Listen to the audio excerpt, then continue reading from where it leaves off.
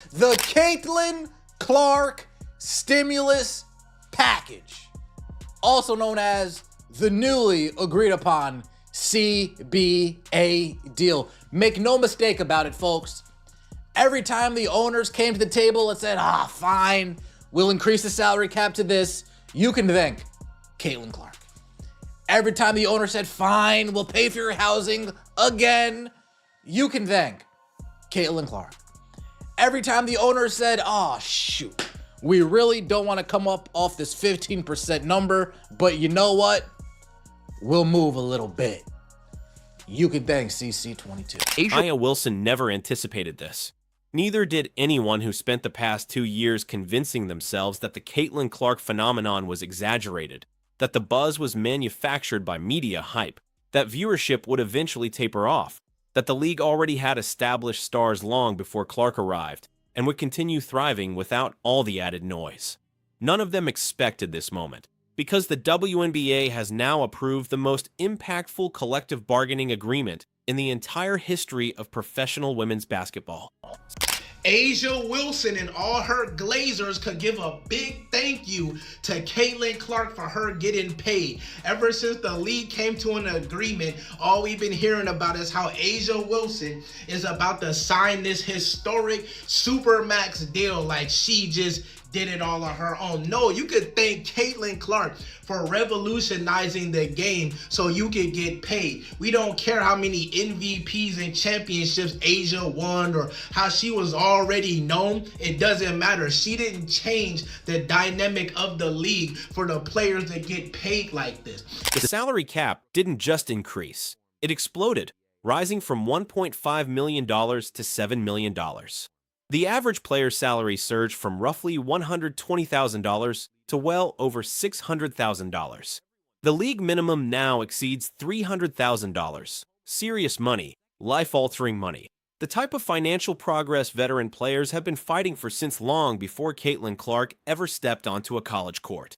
And the very first number highlighted in this new structure was Clark's, jumping from $78,066 in 2025 to $530,000 in 2026. And just like that, everything changed. For example, 2024 Rookie of the Year Caitlin Clark, who made $78,066 in 2025, is poised to see her salary jump to $530,000 in 2026. So this year, she is about to jump to that salary, okay? Now, the other jump, the new provision would also be applicable to younger stars such as Aaliyah Boston, who is max eligible in 2026, and Paige Beckers, who is max eligible in 2020. Here's what really took place behind the scenes. The WNBA and the Players Association were locked in negotiations for 17 months, working through an agreement everyone within women's basketball knew was inevitable. The previous CBA was outdated. It was built for a league struggling to stay visible, not for one breaking viewership records, filling arenas that had been empty for years, and securing media deals that would have seemed impossible just 5 years ago. And at the core of that growth, driving every key metric, commanding attention in every executive meeting, was one individual player. The reason why they had the battery in the back that they had was because of Caitlin Clark's impact. All of the numbers and the metrics that the players could point to. Oh, do you see these ratings? Well, Caitlin Clark effect. Oh, do you see this attendance? Well, Caitlin Clark effect. Do you see the social media impressions? Well, Caitlin Clark effect. This is called the Caitlin Clark stimulus package, and it will go down as... So when this deal effectively functions as a financial reset, and when the new CBA officially arrived in March 2026, it introduced a mechanism no one wanted to directly associate with a single name. They labeled it the Epic Provision, designed for exceptional performance during a rookie contract, creating an accelerated salary pathway for players who fundamentally shift the league's economic landscape before their initial deal even expires. Caitlin Clark's name is nowhere in the official language of that clause, but it didn't need to be.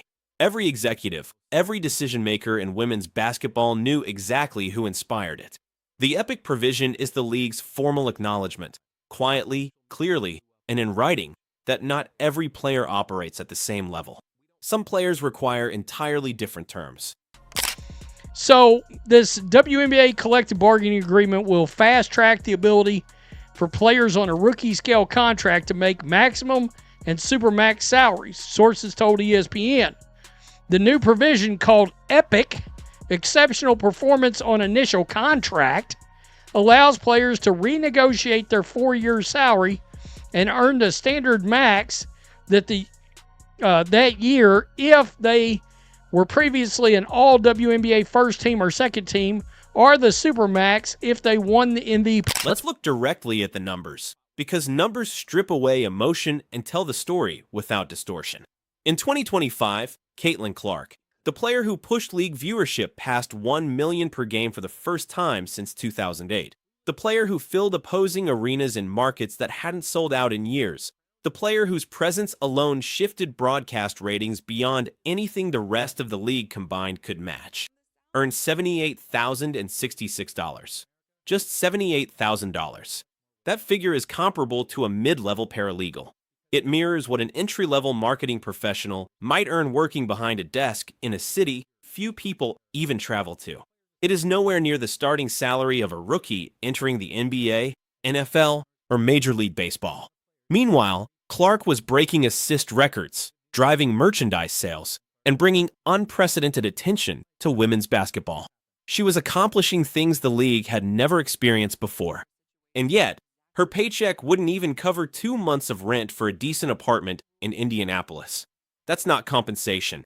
That's a system hoping its most valuable asset wouldn't fully recognize her worth. But she did. The entire sports industry did. And this new CBA is the league's overdue, unavoidable admission that the old structure could no longer hold. So what has now happened is, because of the quote-unquote epic rule, I'm going to call it the Caitlin rule, because let's be real, she was the first person to have reached this. Whether it be it's Caitlin, Aaliyah, and Paige are all eligible. I'm just going to call it the Caitlin rule. Just like the old Rose rule in the NBA, we're going to call it the Caitlin rule. So, ironically, if Caitlin goes and wins MVP this year, she's actually eligible for the Supermax in 2026. Now, in 2026, everything shifts. Clark's salary rises to $530,000, a jump exceeding 500%, more than 6 times her previous earnings. But before anyone praises the league for correcting the imbalance, take a step back. Because even at $530,000, this remains one of the biggest value gaps in modern professional sports. While the WNBA paid her $78,000, Clark generated $16.1 million in total income during 2025 alone. Salary, endorsements, appearances, speaking engagements, commercial deals, an entire business empire. Nike, State Farm, Gatorade, Wilson, HY. She ranks among the top 6 highest-paid female athletes worldwide. At the peak of her earning power, the league's contribution accounted for less than half of 1% of her total income. The WNBA was receiving franchise-level impact at a price point that would make any business expert uncomfortable trying to justify it. The increase to $530,000 is meaningful. It's necessary. It's long overdue. But it still falls short of reflecting her true value to networks, sponsors, and arenas that instantly sell out when her name appears on a schedule. This isn't fairness. It's simply the minimum correction required to avoid further embarrassment.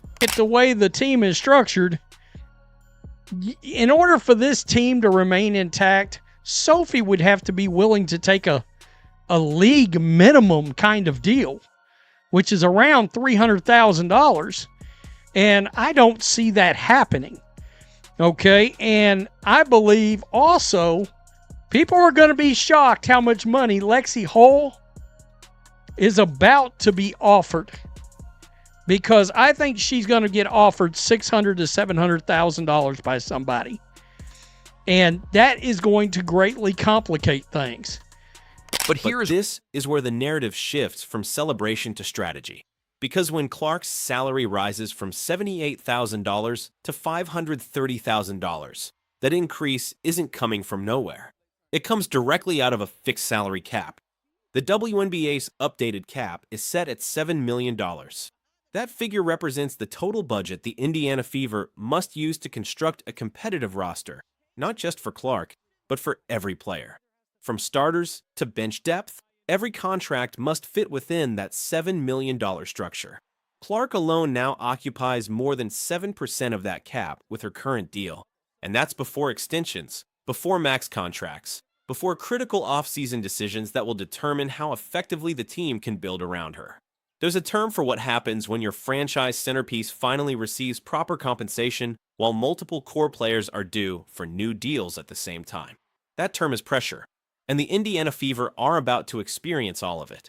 And this is where everything comes into focus, because what we are watching unfold right now is not just a contract story, not just a salary discussion, and not even just a Caitlin Clark moment. This is a full-scale shift in how the WNBA operates, how it values its talent, and how it plans to survive in a world that is finally paying attention. For years, this league fought for relevance. It battled for airtime, for attendance, for basic recognition in a crowded sports landscape that rarely made room for it. That era is over. The numbers have changed. The visibility has changed. The expectations have changed. And with those changes comes pressure, real pressure, to make decisions that match the scale of the moment. Caitlin Clark didn't just arrive and become a star. She altered the economic structure of the league. She forced conversations that had been delayed for decades. She accelerated timelines that were supposed to take years to develop. And whether people want to admit it or not, the new CBA is direct evidence of that impact. It is the league acknowledging, in the most official way possible, that the old system could no longer sustain what this moment has become. But progress always comes with consequences. You cannot dramatically increase salaries without tightening the margins somewhere else. You cannot elevate one player's value without creating difficult decisions across the roster. And you cannot grow a league this quickly without exposing every weakness in its structure. That is exactly where the Indiana Fever and the entire WNBA now find themselves. This is no longer about whether the league is growing. That question has already been answered. The real question now is whether it can manage that growth without losing balance. Can teams build competitive rosters under a new financial reality? Can the league maintain unity between players and ownership as expectations continue to rise? And can it sustain the level of attention that has been created, or will it struggle to keep up with the demands that come with it? Because make no mistake, this moment is fragile. Growth can accelerate quickly, but it can also stall just as fast if it is not handled correctly. The decisions being made right now, in boardrooms, in front offices, in contract negotiations, will shape what this league looks like not just next season, but for the next decade. And that's why this matters. Because this isn't just about a raise. It's not just about a new agreement. It's about a league stepping into a completely different reality and being forced to prove that it belongs there. The spotlight is no longer temporary. The attention is no longer conditional. The expectations are no longer low. Now, the WNBA has to deliver,